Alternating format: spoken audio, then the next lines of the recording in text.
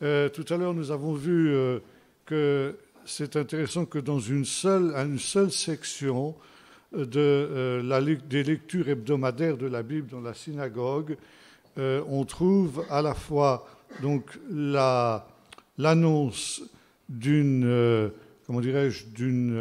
manifestation de la gloire de Jérusalem au temps de la fin, et juste après, donc ici, un moment difficile qui finalement nous avons identifié avec ce que la tradition juive appelle la guerre de Gog. Dans la tradition chrétienne, on appellerait plutôt ça la guerre d'Armageddon. Maintenant, je voudrais revenir à la paracha auquel il correspond, parce qu'on a vu, ça c'était la lecture des prophètes, maintenant nous allons voir la lecture de la Torah. Cette paracha, dans le livre du Deutéronome, qui se trouve au chapitre 30, 31 et 32, est la seule paracha dans tout le Pentateuque où il est question du retour d'Israël au temps de la fin. Donc c'est finalement une paracha très importante. Et voici ce que nous lisons donc d'abord ici au chapitre 30. Lorsque toutes ces paroles se réaliseront pour toi, la bénédiction et la malédiction que je mets devant toi, si tu les prends à cœur au milieu de toutes les nations dans lesquelles l'Éternel ton Dieu t'aura banni, si tu reviens à l'Éternel ton Dieu, si tu obéis à sa voix de tout ton cœur et de toute ton âme, toi et tes fils, selon ce que je vous ordonne aujourd'hui, alors l'Éternel, ton Dieu, ramènera tes captifs et il aura compassion de toi. Il te rassemblera encore du milieu de tous les peuples chez lesquels l'Éternel ton Dieu t'aura disséminé. Quand tu serais banni à l'extrémité du ciel, l'Éternel ton Dieu te rassemblera de là, et c'est là qu'il te prendra. L'Éternel ton Dieu te fera revenir dans le pays que possédaient tes pères, tu en prendras possession, il te fera du bien et te rendra plus nombreux que tes pères. L'Éternel ton Dieu circoncira ton cœur et le cœur de ta descendance, pour que tu aimes l'Éternel ton Dieu de tout ton cœur et de toute ton âme, afin que tu vives. Ce texte est intéressant aussi parce qu'il évoque ici un principe général.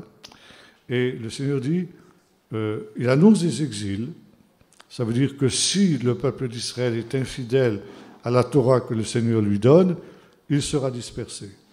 Bon, on a vu, il y a toutes sortes de raisons aussi, de par la situation géographique d'Israël, qui explique aussi cette loi, qui est à la fois une loi spirituelle et une loi géopolitique. Mais le Seigneur dit, quand bien même tu serais dispersé jusqu'aux extrémités de la terre, de là l'Éternel ton Dieu te rassemblera et te bénira. On a souvent prétendu que le retour d'Israël actuel ne correspond pas aux prophéties bibliques, parce que ces prophéties ne se trouvent que dans l'Écriture, c'est-à-dire dans ce que les chrétiens appellent l'Ancien Testament. Et selon une école d'interprétation qu'on trouve aussi dans le milieu évangélique, toutes ces prophéties du retour se sont trouvées accomplies au moment du retour de l'exil de Babylone. Or, le texte que nous avons lu ici s'inscrit en faux contre cette affirmation, parce qu'il est question ici non pas d'un exil à Babylone, mais d'un exil jusqu'aux extrémités de la terre. Israël a connu dans son histoire 4 exils. Le premier, c'était l'exil en Égypte. 400 ans d'exil en Égypte.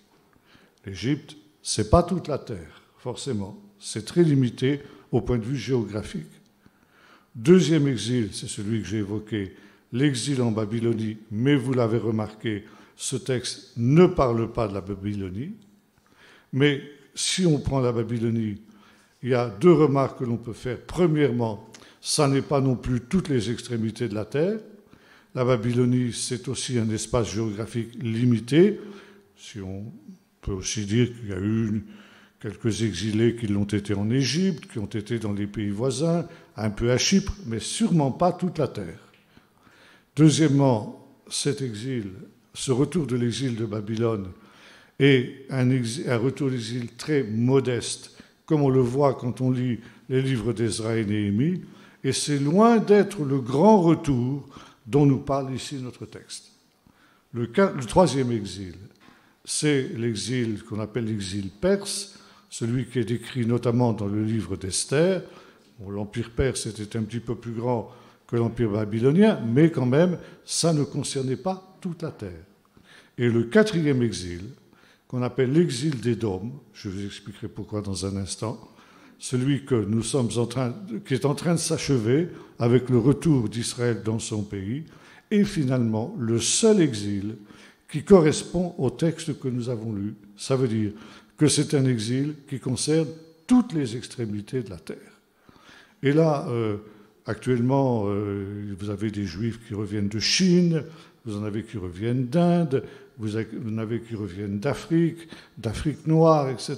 Par conséquent, nous sommes ici dans cette situation qui a été annoncée par le texte que nous venons de lire, et ce faisant, nous pouvons dire que c'est véritablement l'accomplissement de cette prophétie, et que toutes les prophéties de l'Écriture ne s'appliquaient pas seulement à l'exil de Babylone, qui est un petit exil parmi tous les exils que le peuple d'Israël a connus. Donc ça, c'est la première remarque que je voulais faire par rapport à ce texte. Maintenant, nous continuons et nous lisons au chapitre 31, verset 29.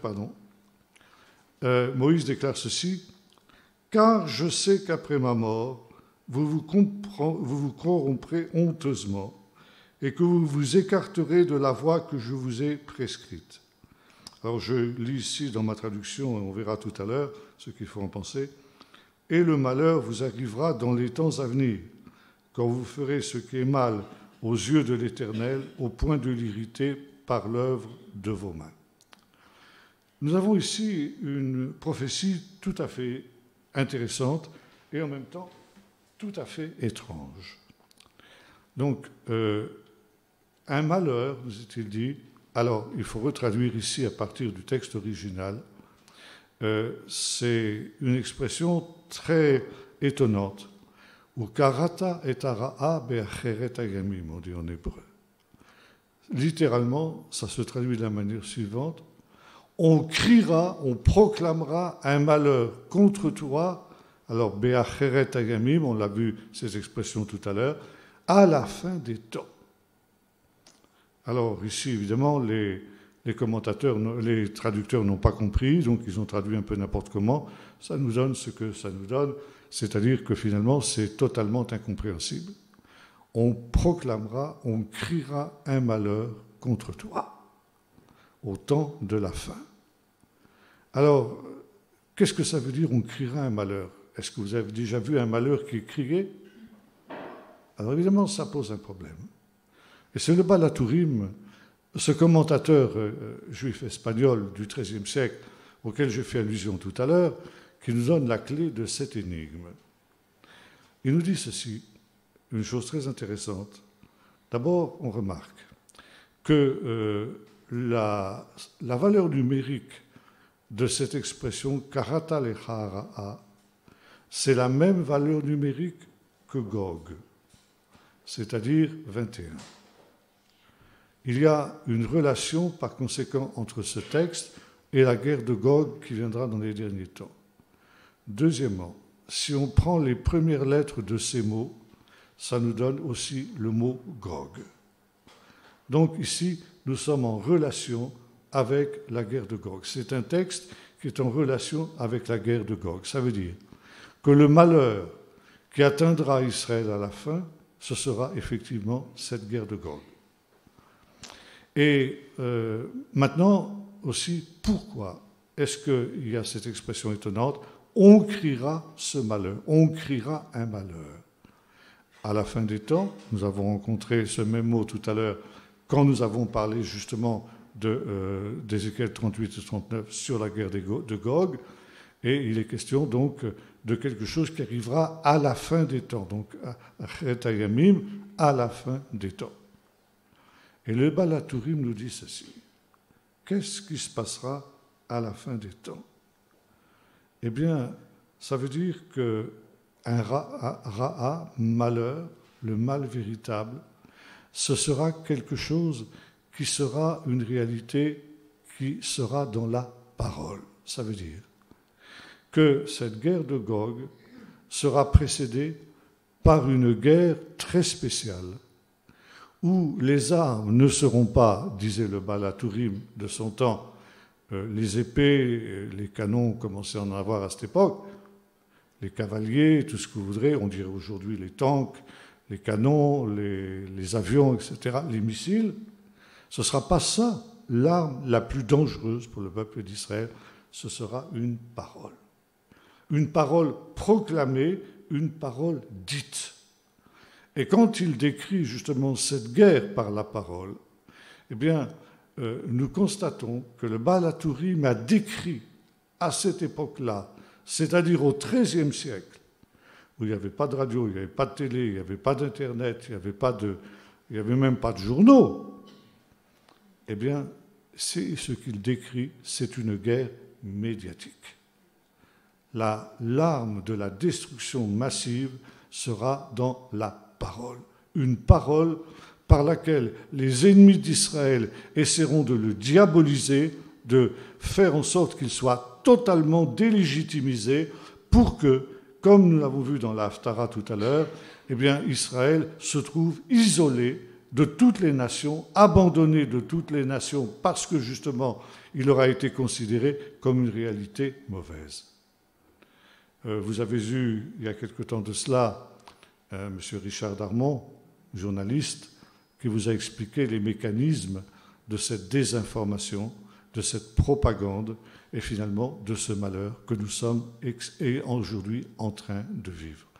J'ai eu l'occasion moi-même de fréquenter beaucoup ces milieux journalistiques avec notre petite revue parce que le gouvernement israélien m'a fait cet honneur, disons, de me donner une carte de journaliste professionnel, si bien que j'ai pu suivre tous les grands événements de l'histoire d'Israël, depuis la visite de Sadat en Israël, les guerres du Liban, l'arrivée des Juifs éthiopiens, enfin des Juifs russes, et de tous ces grands événements qui ont marqué l'histoire d'Israël.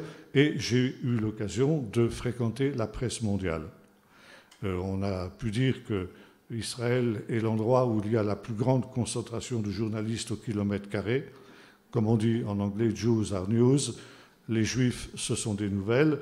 Et par conséquent, dès qu'il se passe quelque chose qui touche aux Juifs, les journalistes arrivent par dizaines, etc. Donc j'ai eu l'occasion de fréquenter tous les grands ténors de la presse mondiale et surtout de voir comment ils travaillaient. Et vous croyez-moi une chose, c'est que précisément, je n'ai plus confiance. J'ai perdu la foi totalement dans l'objectivité et dans la vérité des médias.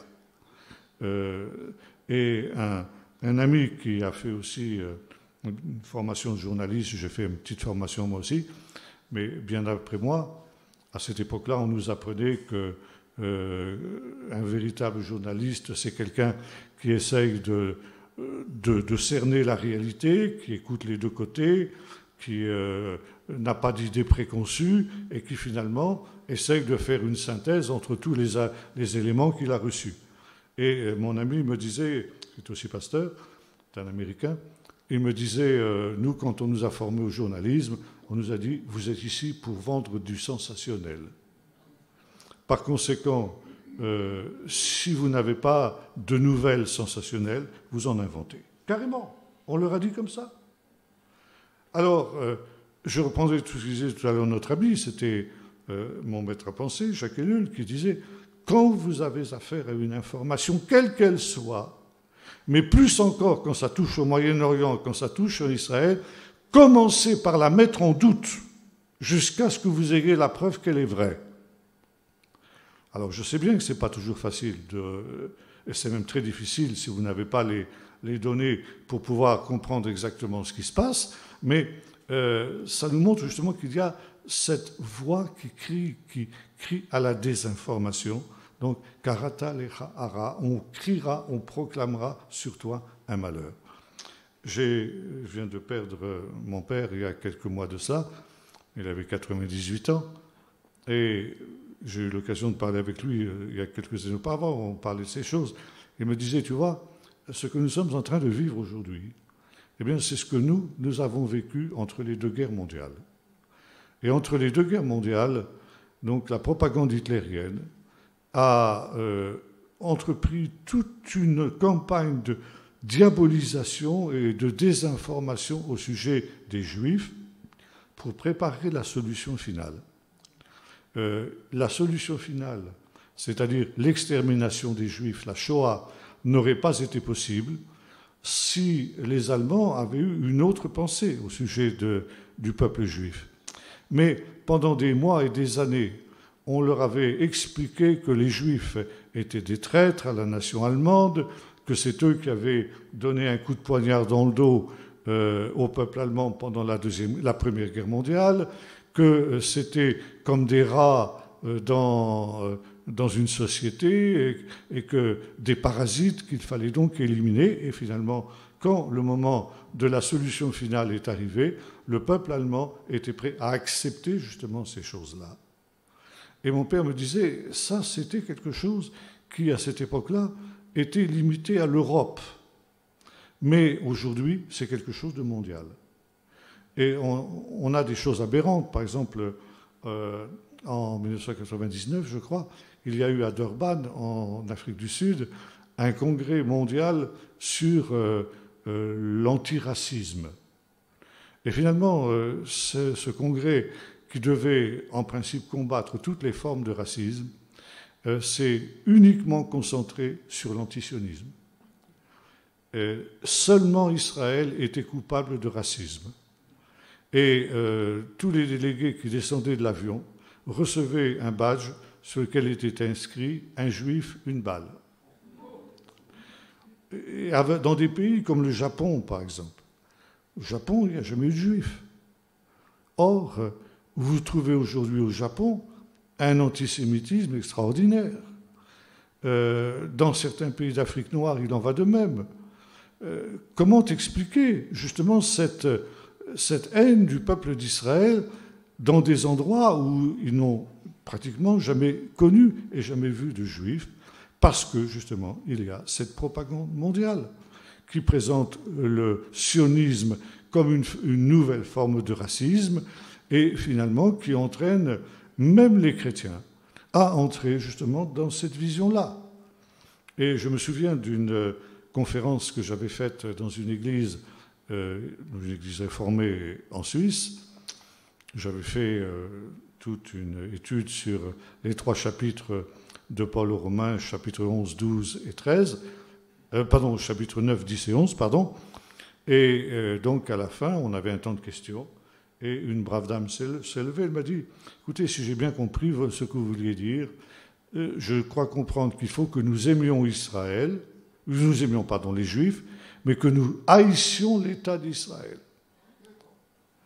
Alors je dis, madame, vous m'avez complètement mal compris, je n'ai jamais voulu dire une chose pareille, mais vous voyez à quel point les choses étaient biaisées justement par cette propagande véritablement diabolique. Alors je ne vais pas vous refaire ce qu'a fait M. Darmon et vous reprendre tous ces mécanismes de la désinformation. Je crois que vous avez parfaitement compris où les choses en sont.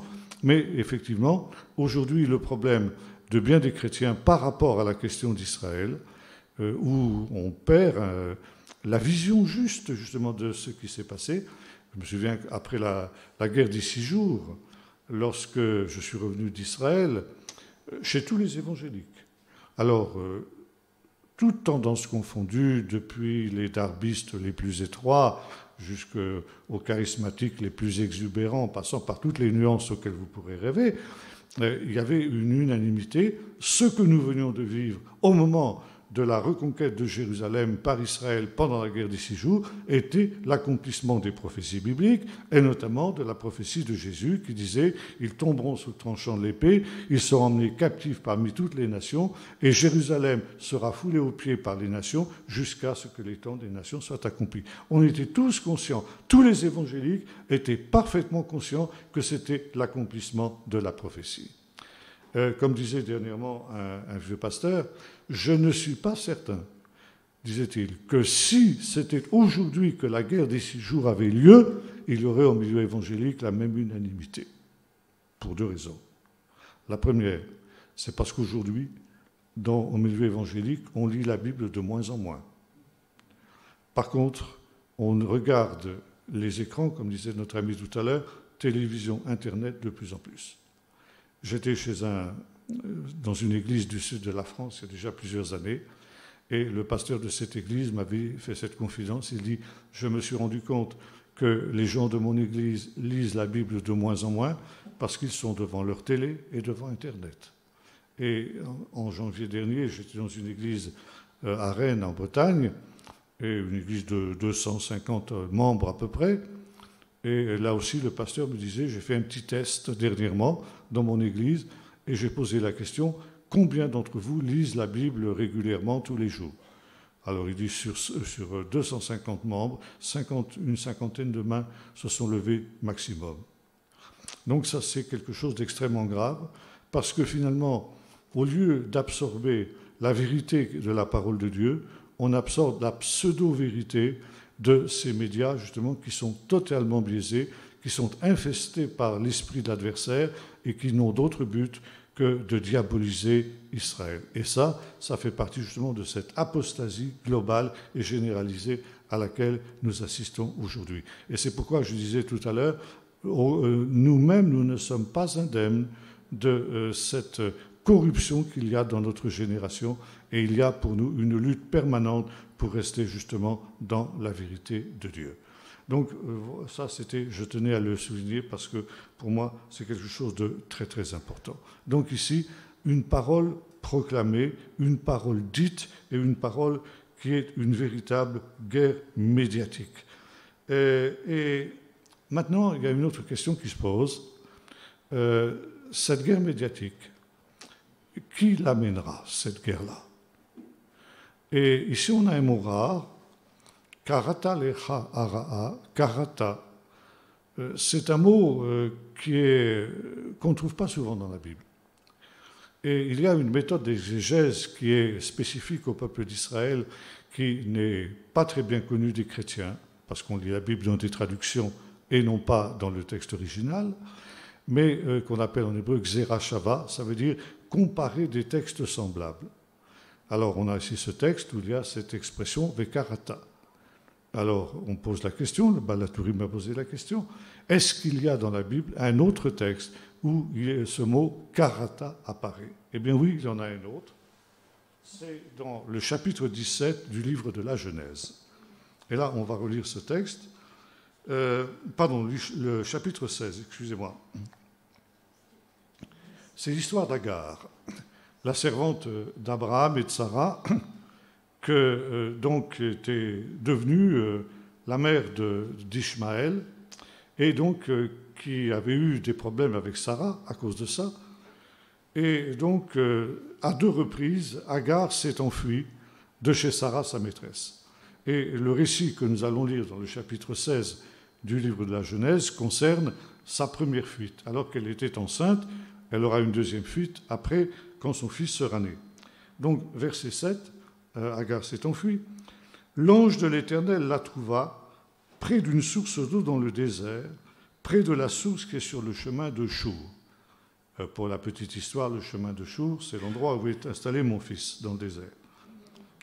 Vous pouvez encore voir ça. Il dit, Agar, servante de Sarai, d'où viens-tu et où vas-tu? Elle répondit, j'ai pris la fuite loin de Sarai, ma maîtresse. L'ange de l'Éternel lui dit, retourne chez ta maîtresse et humilie-toi devant elle. L'ange lui dit, je multiplierai beaucoup ta descendance et on ne pourra la compter tant elle sera nombreuse. L'ange de l'Éternel lui dit, te voici enceinte, tu vas accoucher d'un fils. Et c'est là qu'on a cette expression, ou karata shmo Ishmaël. Tu crieras, tu proclameras son nom Ishmaël. Car l'Éternel t'a entendu dans ton humiliation, il sera comme un âne sauvage, sa main sera contre tous, et la main de tous sera contre lui. Et alors là aussi, on aura l'occasion de venir sur ces expressions étonnantes, il demeurera face à tous ses frères. Alors ici, première remarque intéressante, tu es enceinte, lui dit l'ange, tu vas accoucher d'un fils, et tu crieras, tu proclameras son nom Ishmaël. Et en même temps, l'ange lui dit ceci, retourne chez ta maîtresse et humilie-toi sous elle. Et là, il y a une chose très intéressante, j'en parlais avec le docteur Dickès tout à l'heure, qui est un obstétricien de formation, et je notais ceci, il me rappelait d'abord qu'il y a entre l'enfant dans le sein de sa mère et sa mère une liaison particulière qui n'est pas d'ordre physiologique, mais qui est une relation très forte, qui n'existera plus, par exemple, dans toutes ces procréations médicalement assistées et tout ce qui s'ensuit, les mères porteuses, etc. Donc là, il va y avoir des catastrophes sur le plan psychologique. Et je lui dis ceci, est-ce que vous savez que la Bible avait déjà dit ça bien avant? Et le Balatourim, au XIIIe siècle, nous dit ceci, ce qu'on vient juste de découvrir dans le milieu médical, enfin, ça fait quand même quelques années maintenant, c'est que l'enfant dans le sein de sa mère est déjà conscient de ce qui se passe autour de lui, et notamment des traumatismes psychologiques que sa mère pourrait subir. Or là, nous avons une situation de ce type-là, où Agar donc est esclave, elle doit retourner chez Sarah, sa maîtresse. Évidemment, il y a un conflit entre ces deux femmes. Pourquoi ? Parce que ces deux femmes se partagent le même homme. C'est contre nature. Deux femmes ne peuvent pas se partager le même homme. Et si deux femmes le font, qu'est-ce qui se passe ? Il y aura forcément conflit entre elles. C'est ce qui se passe entre Sarai et Agar. Il y a conflit. Sarai est la maîtresse, Agar est l'esclave. Donc forcément, c'est Sarai qui va avoir le dessus dans cette affaire. Et qu'est-ce qui va se passer ? Agar va être humiliée. Or, cette humiliation, ces humiliations dont Agar va être l'objet, vont se répercuter sur l'enfant qui est dans son sein. Et l'enfant, on dit déjà les sages d'Israël à cette époque-là, va naître avec ce qu'on appellerait aujourd'hui un complexe d'infériorité. Et quand vous regardez justement la descendance d'Agar et d'Ishmaël, à savoir les peuples arabo-musulmans, une des constantes de l'islam, c'est ce sentiment de l'honneur. Pour nous, chrétiens, la vertu essentielle, la vertu cardinale, comme le dit l'apôtre Paul dans le chapitre 13 de la première épître aux Corinthiens, c'est l'amour. Pour les musulmans, c'est l'honneur. Le musulman ne peut pas accepter ce qui ressemble ou ce qui est une humiliation. Et l'humiliation doit être absolument vengée et parfois à perpétuité. Il y a des humiliations qui ne seront jamais oubliées et qui ne seront jamais pardonnées. Par exemple, le cas des croisades. Qu'est-ce que c'est les croisades pour nous ? Les croisades, ça fait 1200 ans qu'elles ont eu lieu. Qui se souvient des croisades encore aujourd'hui en Occident ? Des historiens. Pour nous, c'est une page d'histoire qui est complètement finie, qui est complètement tournée. Personne n'aurait encore l'idée de vivre sur, comment dirais-je, le souvenir et finalement, comme si les croisades étaient quelque chose qui avait eu lieu hier. Il faut savoir que pour les musulmans, l'affaire des croisades n'est pas oubliée. Et que, aujourd'hui, les musulmans cherchent à nous faire payer l'humiliation qu'ils ont subie au moment des croisades. D'ailleurs, les extrémistes musulmans nous appellent, nous les Occidentaux, les croisés. Vous avez la même chose pour la guerre d'Algérie, la colonisation des Occidentaux, qui a commencé il y a un siècle. On célèbre ici le 100e anniversaire de la fin de la Première Guerre mondiale. Et la Première Guerre mondiale, à la fin de la Première Guerre mondiale, ont eu lieu justement la colonisation des pays arabes par les Occidentaux. C'est une humiliation que les Arabes n'oublient pas. Pour eux, il s'agit maintenant de nous faire payer, nous les Occidentaux, l'humiliation qui leur a été infligée de cette manière. Mais le peuple qui a le plus humilié les Arabes, c'est le peuple d'Israël. le peuple d'Israël à l'occasion notamment de son retour, parce que en 1948 d'abord, 600 000 Juifs, mal armés, mal entraînés, non seulement a tenu tête à 40 millions d'Arabes, 600 000 Juifs contre 40 millions d'Arabes, mais en plus de ça, les a vaincus. Pour les Arabes, c'est une humiliation insupportable. Et s'il n'y avait que cela, mais l'humiliation suprême, ça a été en 1967, la guerre des 6 jours. Là, les Arabes estimaient qu'ils allaient avoir leur revanche, qu'ils allaient maintenant pouvoir écraser Israël. À l'époque, Israël était composé simplement de 2 millions d'habitants. Maintenant, les Arabes étaient... Il y avait 40 millions en 1948, je n'aurai plus les chiffres actuellement en 1967, mais ça avait considérablement grandi. Or, les Arabes avaient des armements ultra sophistiqués, alors qu'Israël avait encore des armes, des tanks et des blindés qui dataient de la Deuxième Guerre mondiale, qui étaient complètement obsolètes, complètement dépassées, des véritables pièces d'antiquité de musée. C'est avec ça que nous nous sommes battus en 1967 contre les chars modernes de l'époque qui étaient ceux des Arabes. Ils avaient l'avantage du nombre, évidemment, et ils avaient donc le soutien, notamment des Soviétiques. Par conséquent, la victoire pour eux était certaine. Et ils nous annonçaient, on écoutait la radio, c'était permanent. Il y avait une chanteuse très célèbre en Égypte qui s'appelait Katouf, qui chantait une chanson qu'on entendait constamment sur toutes les radios arabes, qui éructait de haine, n'est-ce pas, criant « Nous voulons la guerre, nous voulons la guerre ». Et Katouf chantait « Hirbad, Hirbad, Hirbad ». Ça veut dire « égorge, égorge, égorge ». Tous les juifs et les sionistes coupent leurs têtes et jettent-les dans la mer pour Johnson, le président américain, et Wilson, le Premier ministre britannique. Donc, ils ne faisaient pas mystère du traitement qu'ils entendaient infliger aux Israéliens. Je me souviens même dans un autobus, une dame qui était là, assise, une Israélienne, à côté d'un Arabe. Et je ne sais plus exactement ce qui s'est passé. Enfin, bref, il y a eu un incident entre eux. Je crois qu'il prenait beaucoup de place. Enfin, il lui a dit « pousse-toi un peu ». Je lui ai dit, et l'autre lui a répondu « ah, me pousser, dans quelque temps, il n'y aura même plus de place pour vous ici ». Alors cette dame était tellement en colère qu'elle a pris son soulier et donné un gros coup sur la tête, disant « en attendant, prends ça ». Mais voilà, c'était l'atmosphère. Ils allaient venger l'honneur. Et un miracle extraordinaire a eu lieu. Non seulement ces Arabes n'ont pas eu la victoire, mais en 6 jours, les principales armées du Moyen-Orient.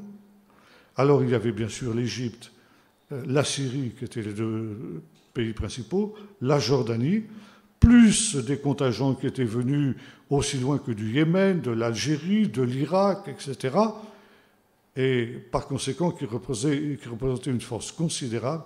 Eh bien, ces armées ont été balayées en 6 jours. Alors ça, pour les Arabes, c'est une humiliation absolument insupportable. C'est une humiliation qui ne peut être vengée que dans le sang. Et lorsqu'Israël, à la fin de la guerre des 6 jours, a proposé aux Arabes de leur rendre les territoires qui avaient été pris, sauf Jérusalem, bien entendu, ça on allait garder, le Golan à cause de son importance stratégique, eh bien, la réponse des pays arabes était celle-ci: ce qui a été pris par la force ne sera repris que par la force. Et l'Égypte n'a accepté de faire la paix, et encore une paix froide avec Israël, jusqu'à aujourd'hui, que lorsque elle a lavé l'affront, elle a lavé l'honneur au moment de ce qu'on a appelé la guerre du Kippour, où Israël a été en difficulté en 1973, et à la suite de ce que les Arabes considéraient comme une victoire, on leur souhaite beaucoup de victoires comme celle-là d'ailleurs, puisqu'ils ont finalement fini par être balayés eux aussi, eh bien, Sadat a accepté de faire la paix avec Israël parce qu'il estimait que l'honneur arabe avait été vengé. Donc ici, c'est l'honneur. Or, il faut savoir que dans le Coran et dans la mentalité arabe, il y a une hiérarchie. Il y a donc, évidemment, au sommet, c'est la Oumma, c'est-à-dire la communauté musulmane, qui est, comme le dit le Coran, la meilleure des communautés, c'est-à-dire le peuple élu qui a remplacé tous les autres peuples élus, à commencer par Israël. Et puis il y a ensuite ce qu'on appelle les dhimmis. Les dhimmis, ça veut dire les soumis, ceux qui sont dans un état de soumission par rapport à l'islam. Alors il y a les chrétiens, et en dessous des chrétiens, il y a les juifs. Les juifs sont les pires. Je ne sais pas si vous savez pourquoi les Arabes ne mangent pas de porc. Ils ne mangent pas de porc parce que dans le Coran, il est écrit que les Juifs, Dieu les a changés en singes et en porcs. Et en mangeant un porc, ils auraient peur de manger un Juif. C'est grotesque, c'est ridicule, mais c'est ce qu'ils croient et c'est ce qu'ils pensent. Et le Juif est au bas de l'échelle. Il est le plus méprisable, il est le plus méprisé. Et voilà que ce peuple méprisable, ce peuple qui a toujours été soumis, qui a toujours été dhimmi par rapport à l'islam, maintenant il a battu, finalement, la meilleure des communautés. Ça, c'est insupportable. Et vous comprenez justement ici cette cause, je dirais, spirituelle du conflit israélo-arabe.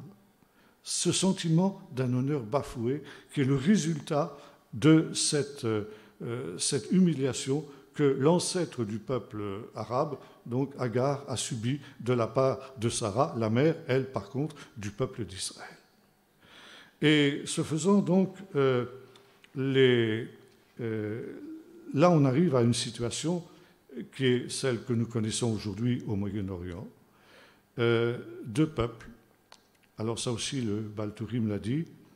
Il a dit il y a aussi, au temps de la fin, il y aura une situation très étrange.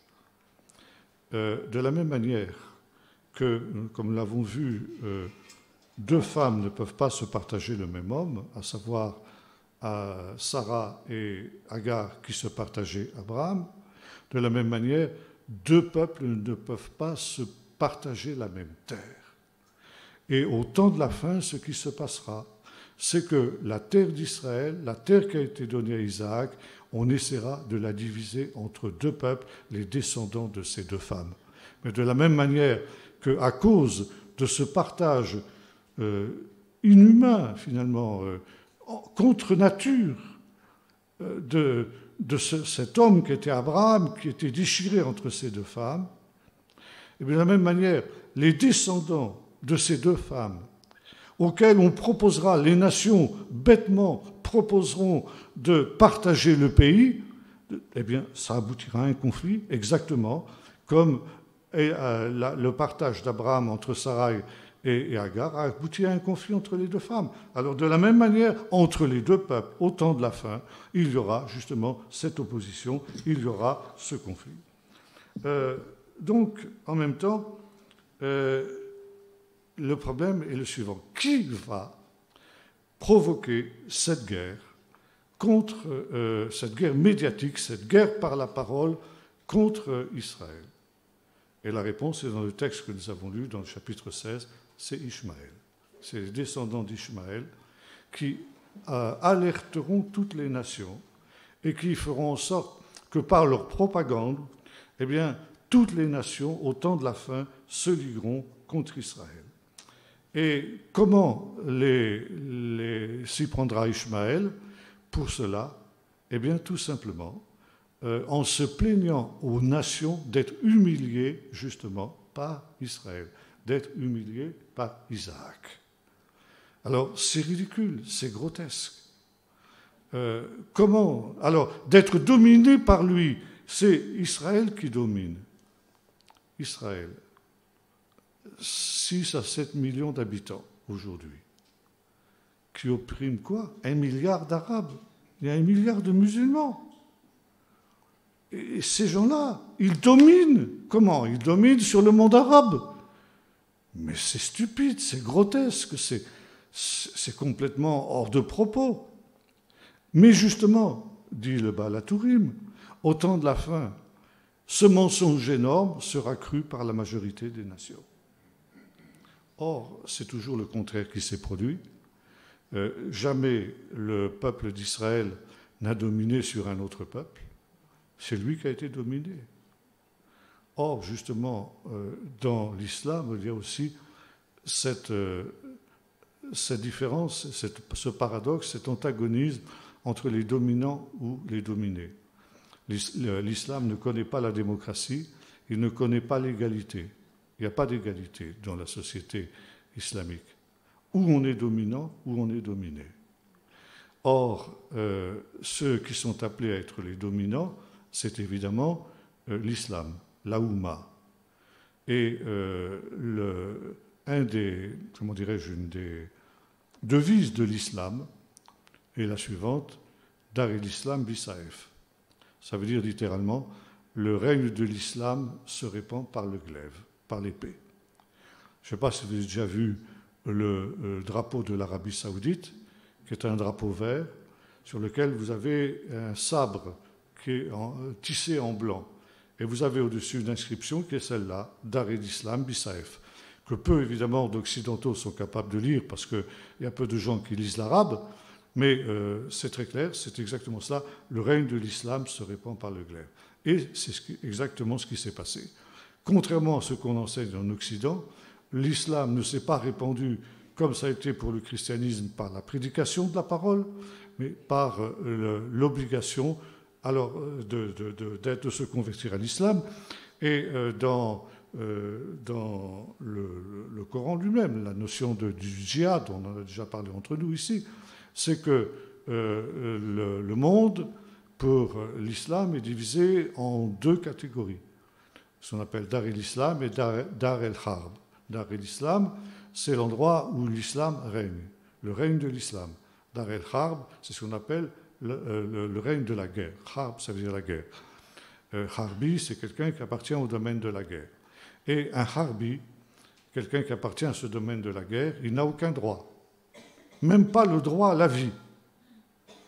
Et c'est la raison pour laquelle le terrorisme est tout à fait admis, parce que tuer hommes, femmes et enfants indistinctement, ce sont des harbis, ce sont des gens qui n'ont pas droit à la vie, puisqu'ils ne sont pas musulmans. Et le seul moyen, quand un pays du Dar el-Harb est conquis par le djihad, par la guerre sainte, eh bien, les habitants de ce pays ont le choix, ou ils se convertissent à l'islam, ou ils sont tués. Pour les hommes, les femmes sont réduites et les enfants sont réduits en esclavage. C'est ce qui se passe, par exemple, au Soudan, à l'heure actuelle, dans la partie chrétienne du Soudan. Alors vous comprenez qu'un tel type d'évangélisation, entre guillemets évangélisation, ça a un certain succès. Par conséquent, s'il y a un État qui a été dominateur, s'il y a une communauté qui a été dominatrice dans le monde, c'est bel et bien la communauté islamique et non pas Israël. C'est intéressant de noter que cette idée qu'Israël est un État dominateur, c'est quelque chose qui est passé en Occident. Et notamment, le général de Gaulle avait cette idée. Et après la guerre des 6 jours, en novembre 1967, il avait fait une conférence, plutôt une conférence de presse, oui, c'est ça, à la télévision, qui avait fait sensation. Il avait dit ceci, que le peuple d'Israël est un peuple d'élite, sûr de lui-même et dominateur. Quand le peuple d'Israël a-t-il été dominateur? Et finalement, on voit cette idée qui est l'idée des Occidentaux, à savoir que dans son essence, dans son identité, le peuple d'Israël est un peuple dominateur. Pourquoi? Parce qu'il prétend être le peuple élu. Donc, dans l'équation simpliste de la petite tête du général de Gaulle, parce qu'il n'avait pas beaucoup réfléchi, peuple élu, ça veut dire peuple qui domine sur les autres. Heureusement, les nations ont fait en sorte que le peuple d'Israël ne puisse pas dominer sur les autres, parce qu'ils ont maintenu pendant des siècles le peuple d'Israël comme un peuple humilié, sous l'humiliation. Mais maintenant que le peuple d'Israël est rassemblé, comme disait De Gaulle, dans le site de son ancienne grandeur, c'est-à-dire sur la terre d'Israël, il a maintenant la possibilité de mettre en œuvre ce qu'était son essence profonde, d'être un peuple dominateur, et il domine sur les Arabes. Et ça, c'est l'idée que l'on a en Occident, et qui a été inculquée justement par la notion de dhimmi des Arabes. Voyez-vous, ce que le Baal Turim avait annoncé à partir du texte que nous avons vu là, s'est accompli en Occident, et l'on considère Israël comme un peuple dominateur. Comme maintenant le Goliath qui domine sur le petit David palestinien, qui lui est le pauvre peuple humilié et opprimé. Et vous retrouvez ça aussi chez certains chrétiens qui, dans une vision d'un compassionnel, d'une compassion absolument erronée, eh bien, pense qu'être un véritable disciple de Jésus, c'est forcément prendre le parti du petit, de l'opprimé, du faible, et comme le petit, l'opprimé et le faible, par rapport à la propagande qui nous est proposée, c'est le Palestinien, on prend le parti du Palestinien contre le peuple d'Israël, et ce faisant, on se retrouve dans la situation qui était celle de l'Europe entre les deux guerres mondiales. Ça veut dire que cette propagande mondiale qui diabolise Israël, qui le présente comme un oppresseur, qui le présente comme un dominateur, sans parler du retour des vieux stéréotypes et des vieux mythes de l'antisémitisme de tous les temps, parce qu'on retrouve ça déjà à l'époque romaine, à savoir que les Juifs sont tous des Rothschild, sont tous des gens qui ont des fortunes colossales, et que c'est eux qui dominent la finance mondiale, qui tirent les ficelles. On sait que, par exemple, les États arabes, à commencer par l'Égypte, rediffusent et réimpriment ce faux que sont les protocoles des sages de Sion, selon lesquels justement un complot mondial juif contrôlerait tous les événements qui se produisent et mettre le chaos dans le monde pour que les Juifs prennent le contrôle de l'humanité tout entière.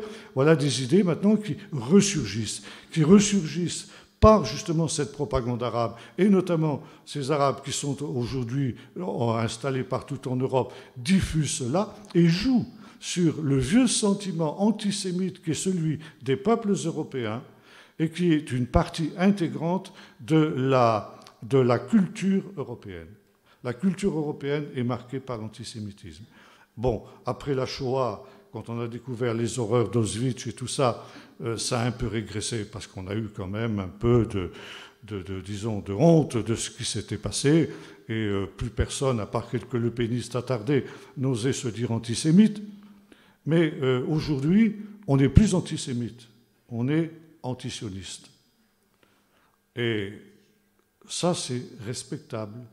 On a le droit d'être antisioniste. On n'a pas le droit d'être antisémite, mais on a le droit d'être antisioniste. Or, l'antisionisme et l'antisémitisme, c'est une seule et même chose. L'antisionisme est la forme moderne de l'antisémitisme qui, comme l'a montré un chercheur français qui s'appelle Pierre-André Taguieff, est un virus mutant qui prend toujours la forme, si vous voulez, de l'idéologie dominante du moment. Or, aujourd'hui, on a une véritable religion en Europe qui est la religion du palestinisme. Le peuple palestinien devient un véritable peuple christique par lequel va se rééditer la rédemption de l'humanité. Et le peuple palestinien, eh bien, c'est le peuple de Jésus. D'ailleurs, Arafat, avant sa mort, nous a appris que Jésus était le premier des Palestiniens et le premier des Fédayines. Je pense que vous avez su ça depuis toujours. Et par conséquent, ce peuple palestinien identifié à Jésus a souffert et souffre de la part des Juifs ce que Jésus lui-même a souffert de la part des Juifs. Les Juifs ont crucifié Jésus, et aujourd'hui les Juifs crucifient la Palestine. Par conséquent, il y a ce parallèle qui est fait entre les deux réalités. Et ce faisant, on est en train de préparer les esprits à une nouvelle Shoah des Juifs. Et vous avez ça même dans le milieu chrétien. Et je me souviens, il y a quelques années de cela, j'étais à Marseille dans ce qu'on appelle l'entente judéo-chrétienne. Donc il y avait un parterre de juifs et de chrétiens qui étaient là. J'avais fait une intervention, je ne me souviens plus trop sur quoi, peu importe. Et donc il y avait eu un temps de questions après mon intervention. Et un brave chrétien évangélique s'était levé et s'était tourné vers les juifs qui étaient là. Et lui avait dit ceci: il faut que vous sachiez que vous les juifs, ce que vous avez vécu à la Shoah, c'est un petit hors-d'œuvre à côté de ce qui vous attend. Parce que ce qui va se produire, c'est que vous allez, 2/3 de votre peuple vont être exterminés. Alors là, j'ai réagi au quart de tour. J'ai dit à ce brave ami, je dis: monsieur, est-ce que vous vous rendez compte du caractère monstrueux de ce que vous venez de dire? Vous avez ici des descendants de rescapés de la Shoah, et tout ce que vous trouvez à leur dire pour les consoler, c'est que ce que leurs pères ont vécu n'est rien à côté de ce qu'eux vont connaître, à savoir destruction de 2/3 du peuple d'Israël. Elle m'a répondu: oui, mais c'est ce qui est écrit dans Zacharie 13. Je lui dis: c'est ce que vous croyez qui est écrit, parce que vous lisez la Bible dans des traductions. Mais il faut les relire dans le texte original. Or, dans le texte original, qu'est-ce qui est écrit? Il est écrit 2/3 de Haaretz. Eretz en hébreu, ou Haaretz, ça peut se traduire de deux manières. Soit par le pays, et on dit Eretz Israël, le pays d'Israël, ou bien la terre, le monde. Et quand ce brave ami m'a dit ça, pour être absolument sûr de mon fait, j'ai consulté des rabbins en leur demandant comment est-ce qu'on traduit cette expression « shlish haaretz ». Et ils ont été unanimes, sauf un, dire 2/3 de l'humanité. 2/3 de l'humanité seront exterminés, et ça correspond à ce que vous trouvez dans le livre de l'Apocalypse. Mais voyez-vous, les traducteurs de nos Bibles en français étaient tellement conditionnés par cet antisémitisme séculaire que cet antisémitisme, plus ou moins conscient, je ne pense pas que ceux qui ont traduit les Bibles étaient foncièrement antisémites à la manière d'Hitler, mais ils étaient imprégnés par cet antisémitisme traditionnel et ils ont traduit d'une manière antisémite. Et ça rejaillit aujourd'hui. Et ça, c'est un grand problème, parce que le peuple d'Israël a découvert depuis un temps que les meilleurs amis qui étaient les siens, c'était les chrétiens évangéliques. Notamment pendant l'ère Obama, comme je l'ai cité tout à l'heure, le peuple d'Israël s'est senti très seul. Et finalement, il a dit, les seuls amis qui nous restent, ce sont les chrétiens évangéliques. Et la côte des chrétiens évangéliques en Israël a grandi d'une manière extraordinaire à cette période-là. Et voilà, dernièrement, les responsables israéliens, les journalistes, ont découvert que beaucoup de chrétiens évangéliques professent cette doctrine monstrueuse que j'évoquais tout à l'heure de la destruction de 2/3 du peuple d'Israël. Et voyez-vous, dans la mentalité juive, il y a toujours cette idée, est-ce que finalement le chrétien qui est en face de moi est sincère? Ils ont tellement été trompés, ils ont tellement été abusés par la dialectique des chrétiens qu'il y a toujours un petit doute. Et l'idée qui se fait maintenant, parce que je lis quand même pas mal la presse israélienne, est la suivante: quand des chrétiens nous ramènent dans notre pays, comme par exemple des organisations comme Ebenezer et autres, est-ce que c'est sincèrement, ou est-ce que finalement ils nous ramènent dans ce pays pour que 2/3 de notre peuple soient exterminés et qu'ils achèvent ainsi l'œuvre qui a été faite par Hitler? Et voyez-vous, je crois qu'il est temps, ça j'insiste énormément, pour que nous cessions de nous arrêter sur des choses comme ça. Et il faut absolument dire haut et fort que cette prophétie n'a rien à voir avec une nouvelle Shoah. Mais voyez-vous, tout ça c'est diabolique. Il y a à la fois la propagande arabe, il y a à la fois le vieil antisémitisme chrétien qui sont en train de s'unir. Et ça, vous avez ça aussi dans un psaume prophétique. C'est le psaume 83. J'aimerais que nous lisions quelques versets de ce psaume 83. Et vous allez voir que c'est aussi quelque chose qui est absolument actuel.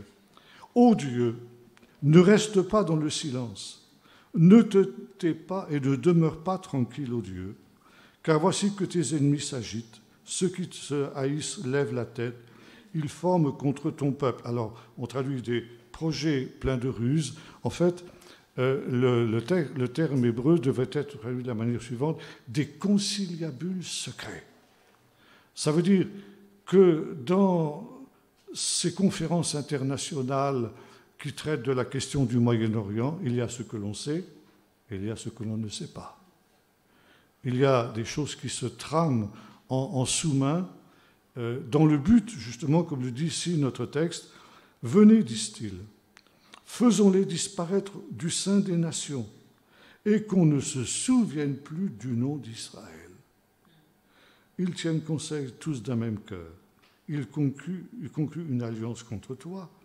Les tentes d'Édom, les Ishmaélites, Moab et les Agaréniens, Gval, Ammon, Amalek, les Philistins avec les habitants de Tyr. La Syrie aussi se joint à eux. Elle prête ses bras au fils de Lot. » Là, nous retrouvons justement cette coalition de Gog dont nous avons parlé tout à l'heure. Et donc ici, les fils d'Ishmaël crieront un malheur contre toi pour créer cette coalition anti-sioniste et anti-israélienne qui va provoquer la guerre de Gog. Nous avons vu que dans le texte de Deutéronome que nous avons vu et nous avons lu, il y a en guémétria, ça veut dire les sommes numériques, et ce qu'on appelle Rachetevot, 2 fois le nom de Gog. Donc ce texte est directement en rapport avec la guerre de Gog.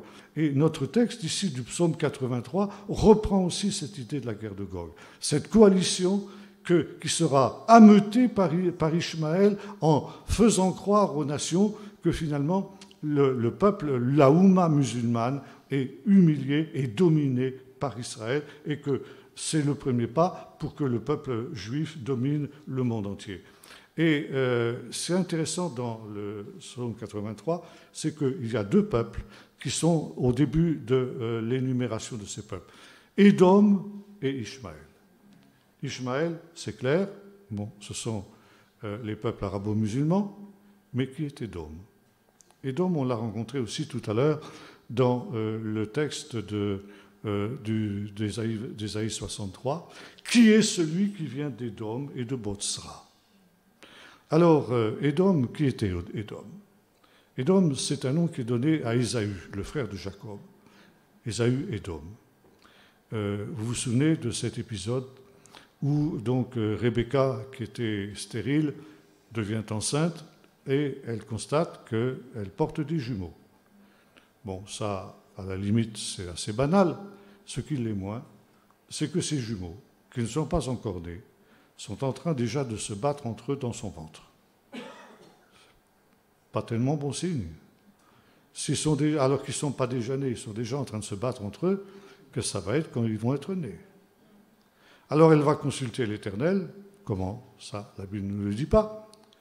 Et finalement, la réponse est la suivante. 2 peuples sont dans ton ventre et 2 nations se sépareront au sortir de tes entrailles. Le plus jeune dominera sur le plus grand. Et de fait, le premier qui sort du ventre de sa mère, c'est Ésaü. Ésaü, et ça en hébreu, ça veut dire littéralement le velu. Parce que quand il est né, il était couvert d'un duvet roux. D'où ensuite le deuxième nom qu'on lui donne, Édom. Édom, ça vient du mot Adom en hébreu, qui signifie le rouge ou le roux. Donc, Ésaü, le velu roux. Et ensuite sort son frère, qui tient le talon d'Ésaü dans ses mains. Talon, en hébreu, ça se dit Akov. D'où le nom de Yaakov qu'on lui donne, ça veut dire littéralement le talonneur.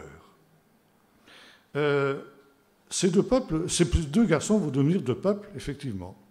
Bon, Jacob deviendra l'ancêtre du peuple d'Israël, et Ésaü deviendra l'ancêtre d'un petit peuple, qui s'appelle le peuple d'Édom, qui est un peuple qui n'a jamais fait parler de lui d'une manière importante, qui était situé grosso modo entre le sud de la mer Morte jusqu'à la mer Rouge. Et ce peuple-là, qui plus est, en 73 avant Jésus-Christ, il a disparu de la scène de l'histoire. Bon, on ne voit pas très bien la prophétie. Logiquement, il est le plus grand, le plus important, et en fait, il disparaît. Quand on lit de nombreuses prophéties, on constate que les prophètes sont tous unanimes pour nous dire qu'au temps de la fin, dans ce qu'ils appellent le jour de l'Éternel, Édom jouera un rôle de premier plan dans les choses dernières. Comment un peuple qui a disparu il y a 21 siècles, 22 siècles, comment jouera-t-il un rôle important au temps de la fin? Alors, les sages d'Israël nous répondent, ils nous disent, en fait, il faut distinguer deux choses. Il y a les textes ou les questions de l'Édom historique, ce petit peuple que nous avons évoqué, et il y a des prophéties très spéciales qui commencent toutes par cette expression « Voici les jours viennent, dit l'Éternel » ou encore « Dans ces jours-là, dit l'Éternel ». Et quand on a affaire à ce genre de prophétie, ce n'est pas à l'Édom historique qu'il est fait référence, mais à un autre Édom. Pourquoi? Parce que ces prophéties qui commencent par « Voici les jours viennent » ou son équivalent « Dans ces jours-là », c'est des prophéties messianiques. C'est des prophéties qui concernent les prophéties des temps de la fin. Chaque fois que vous trouvez une prophétie de ce type-là, vous pouvez être sûr que c'est une prophétie qui touche les temps de la fin. Or, il y a dans les prophéties de Daniel en particulier un échelonnement de 4 empires qui doivent se succéder jusqu'au temps de la fin. L'empire babylonien, l'empire médo-perse, l'empire grec et un 4e empire qui n'est pas nommé parce qu'à l'époque du prophète, il n'existait pas. Et les prophètes n'ont pas pu nommer ce 4e empire, qui sera l'empire qui sera sur la scène de l'histoire au temps de la fin, qui sera le plus redoutable pour Israël et pour toutes les nations, et qui est sans nom. Et finalement, les prophètes, pour désigner ce peuple qui n'existait pas de leur temps, n'avaient qu'une seule solution, c'est de lui donner le nom d'Édom.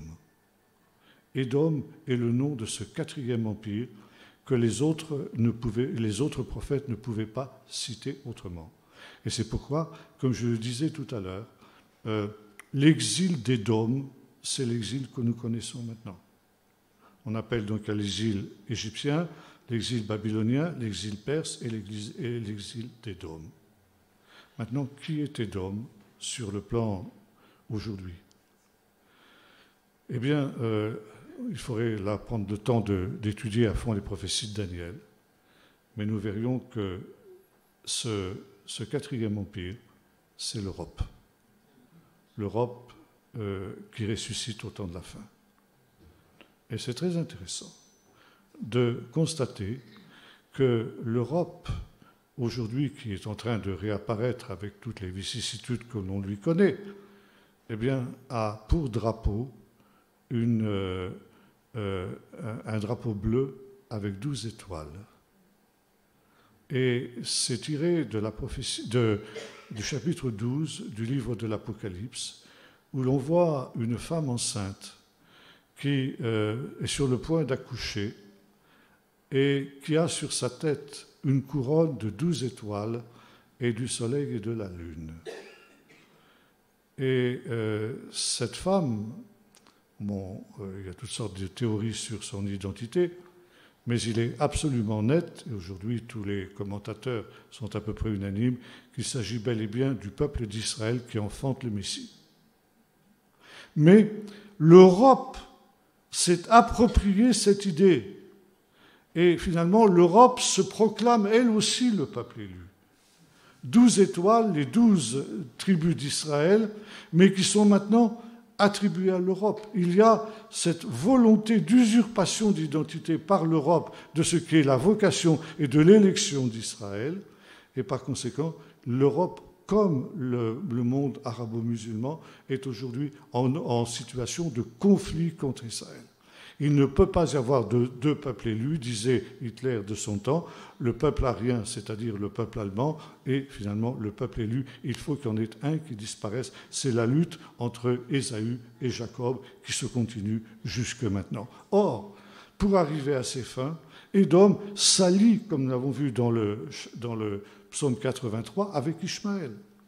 Et vous avez cette collusion, justement, entre Ishmaël et Édom, ça veut dire entre l'Europe et le monde arabo-musulman, qui se ligue contre Israël. Et aujourd'hui, vous avez ce qu'on appelle Eurabia, c'est-à-dire cette union entre l'Europe et le monde arabe qui a, parmi sa constitution qui a été élaborée en 1975, que dans la question du Moyen-Orient, l'Europe alignera sa position sur celle de la Ligue arabe.